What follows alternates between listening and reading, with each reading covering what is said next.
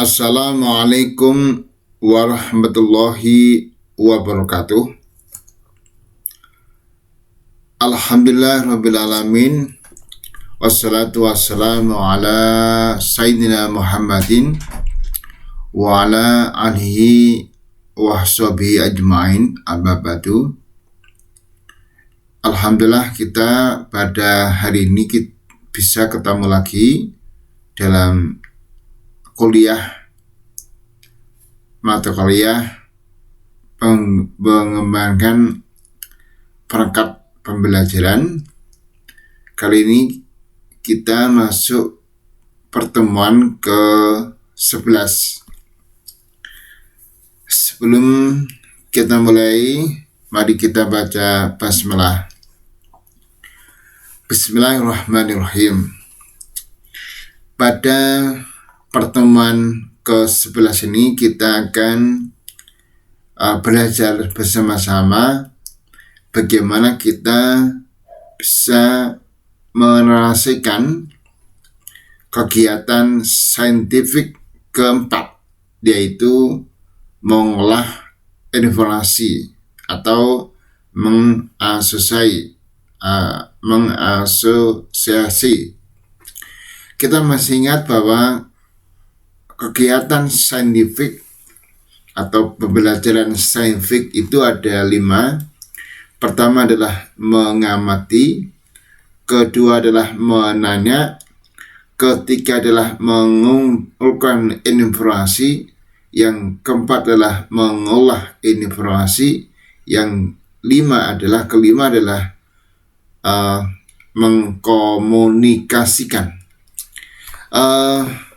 Ada rambu-rambu, teman-teman, ada rambu-rambu untuk langkah keempat dari pembelajaran saintifik, yaitu sebagai berikut.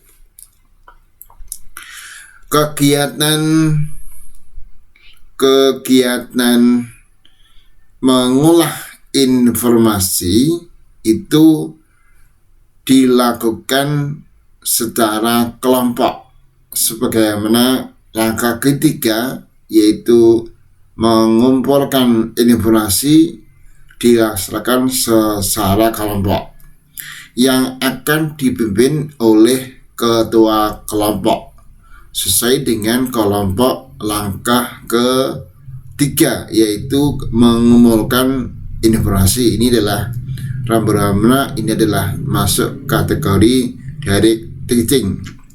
Yang dua, rambu-rambunya adalah guru harus membagikan LKPD atau lembar kerja peserta didik kepada ketua kelompok untuk sebagai lembar kerja untuk mengerjakan bagaimana mengolah informasi.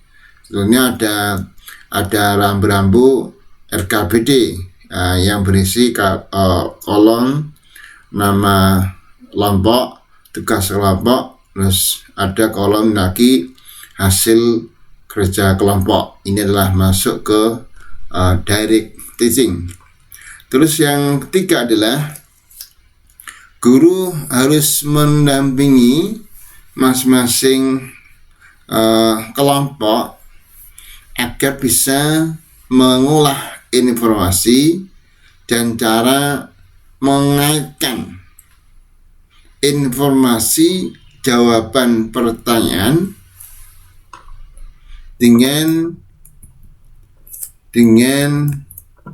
beberapa konsep yang sama dan atau yang berbeda sumbernya, kemudian dihubungkan dengan fenomena kehidupan sehari-hari untuk menarik kesimpulan. Ini adalah rambu-rambu yang harus diketahui oleh guru dan siswa. Yang empat adalah guru mengamati sikap kerjasama atau gotong royong siswa dalam mengerjakan tugas kelompok. Karena ini langkah keempat itu adalah tugas kelompok. Beda dengan langkah pertama, mengamati itu secara individu, menanya secara individu, mengumpulkan informasi adalah secara kelompok. Yang empat adalah mengolah informasi itu secara kelompok. Nah, muatan apa dalam kegiatan langkah kita daripada pembelajaran saintifik? Muatan ini adalah gotong royong. Mengapa? Karena tugas kelompok. Ya, IGES tidak ada karena ini udah mengolah data. ITC tidak ada. 4C ada untuk melatih berpikir secara kritis atau critical thinking, dan untuk bisa menarik kesimpulan. Itu adalah kreatif masing-masing ketua kelompok. Yang sekali yang dipakai adalah reconnecting. Jadi ada koneksi dengan konsep lain yang sama atau yang berbeda sumbernya. Ini adalah rambu-rambu. Mari kita lihat contohnya. Ini ada contohnya. Contoh yang silabus berbasis saintifik.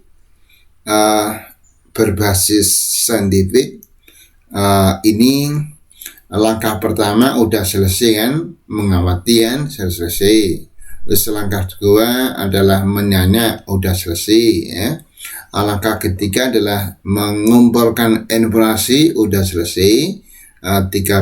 Dibagi 4 kelompok atau 3 atau 6 sesuai dengan hasil pemetaan pertanyaan. Yang keempat adalah ini adalah mengolah informasi. Bagaimana narasinya?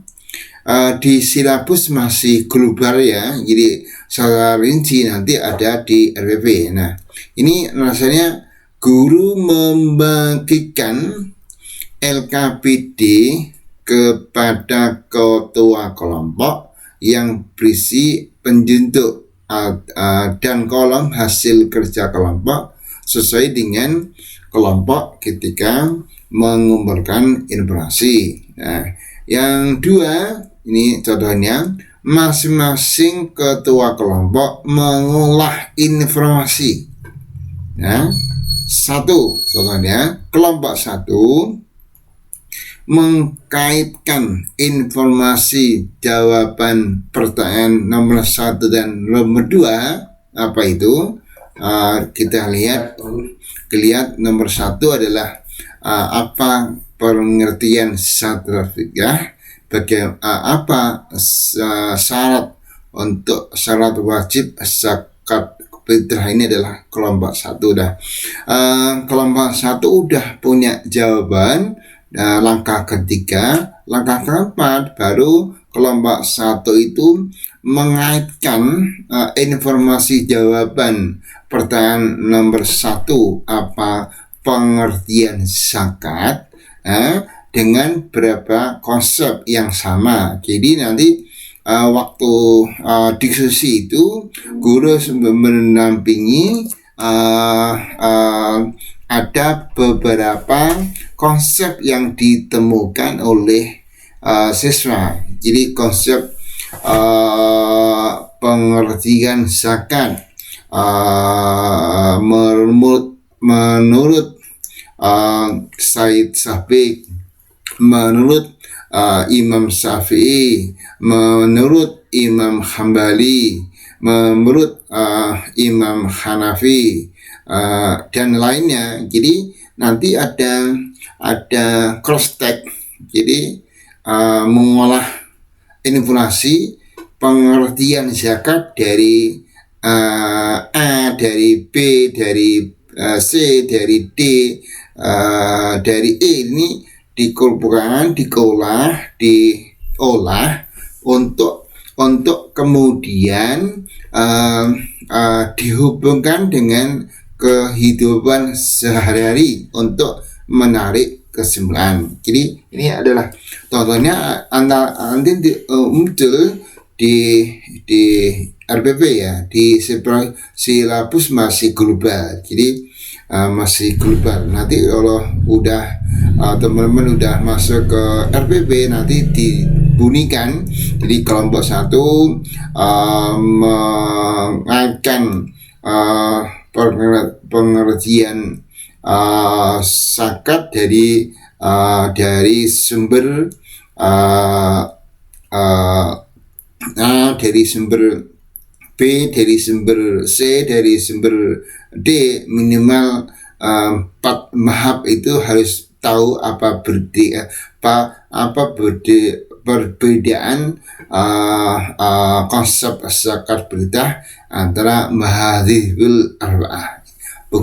Kemudian ketua kelompok bisa memainkan dalam kehidupan sehari-hari kita pakai konsep zakat fitrah menurut mazhab Syafi'i. Jadi ini kegiatan sehari-hari saya tahu ini kita zakat fitrah ala mazhab Syafi'i. Jadi udah tahu untuk itu ketua kelompok harus bisa menarik kesimpulan. Karena SD, kalau SMP ke SMA itu tugas guru harus mendampingi ya. Jadi tidak boleh guru keluar kelas, siswa kerja kelompok, gurunya di luar kelas main HP, itu tidak boleh. Jadi selama di kelas baik mengamati, menanya, mengumpulkan informasi, mengolah informasi, guru selalu di kelas untuk mendampingi masing-masing kelompok agar bisa mengolah informasi tanpa pendampingan guru, siswa tidak akan bisa itu. Jadi saya ulangi, guru harus mendampingi setiap kelompok bagaimana bisa mengolah informasi, apalagi tingkat SD, apalagi tingkat MI. Jadi sulit tuh. Jadi guru harus telaten, harus sabar mendampingi siswa agar bisa buat pertanyaan, agar bisa diskusi kelompok, mencari data, agar bisa mengolah informasi. Itu tugas guru ya. Kelompok 2 sama mengaitkan informasi jawaban untuk pertanyaan yang 3 itu adalah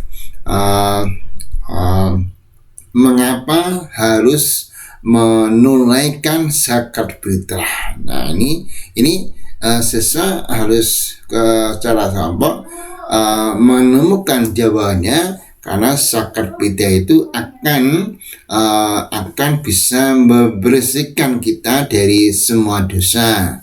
Tanpa zakat fitrah itu pahala puasa itu masih menggantung. Jadi harus dibayar zakat fitrah. Mengapa? Karena ini adalah suatu kewajiban. Ini harus didampingi oleh guru. Setelah dapat jawaban baru diberi tugas untuk mengaitkan dari sumber lain. Dipilih sumber lain mungkin dari pendapat lain yang beda. Jadi untuk fikih tentunya ini harus dipahami bahwa ada 4 madhab yang harus diketahui oleh siswa bahwa ukuran zakat fitrah itu bagaimana menurut 4 madhab itu harus diketahui. Jadi nanti dikonekkan dengan sekali kita selama ini pakai ikut madhab Syafi'i. Jadi ini harus tahu. Jadi untuk menarik kesimpulan agar siswa-siswi itu tidak salah paham ya. Ini terus kelompok 3 sama, kelompok 4 sama. Ini adalah masing-masing ketua kelompok mengolah informasi dari langkah ketika mengumpulkan informasi. Nah, ini selanjutnya adalah guru dalam narasi kolom silabus itu, guru harus mendampingi siswa-siswi secara kelompok agar bisa mengolah data. Ini adalah direct teaching ya. Yang selanjutnya adalah narasinya adalah guru mengamati sikap kerjasama atau gotong royong siswa dalam mengerjakan tugas kelompok. Ini adalah kategori S2 atau KI2 atau KI1, yaitu indirect teaching ya.